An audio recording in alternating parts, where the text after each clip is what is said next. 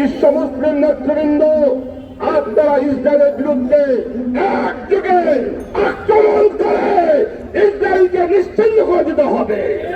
আপনারা জানেন বিশ্ব জারদ রাষ্ট্র, সন্ত্রাসী রাষ্ট্র ইসরায়েল ফিলিস্তিনে বছরের পর বছর হামলা করে আমার শিশু মা বোনদেরকে হত্যা করেছে।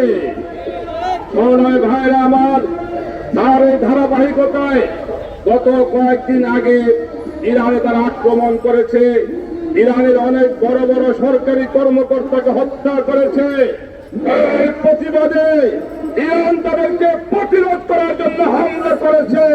মাত্র 12 দিনের যুদ্ধে ইসরায়েল লেজ গুটিয়ে পালাতে বাধ্য হয়েছে। আমরা ইসরায়েলের বিরুদ্ধে যে দেশ লড়াই করবে তাদেরকে আমরা সাধুবাদ জানাই। তাই আমরা ইরানকে সাধুবাদ জানাই, ধন্যবাদ জানাই এবং ইরান আমাদেরকে দেখিয়ে দিয়েছে।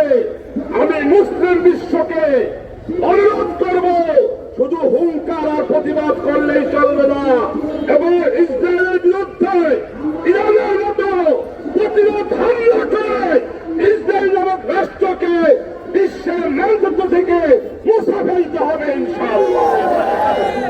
আমরা বিশ্বাস করি যখন মুসলমান শক্তি ঐক্যবদ্ধ হয়ে কুফরি শক্তির বিরুদ্ধে, ইহুদিবাদের বিরুদ্ধে আক্রমণ করবে, ইহুদিবাদ এই বিশ্বে টিকে থাকতে পারবে না।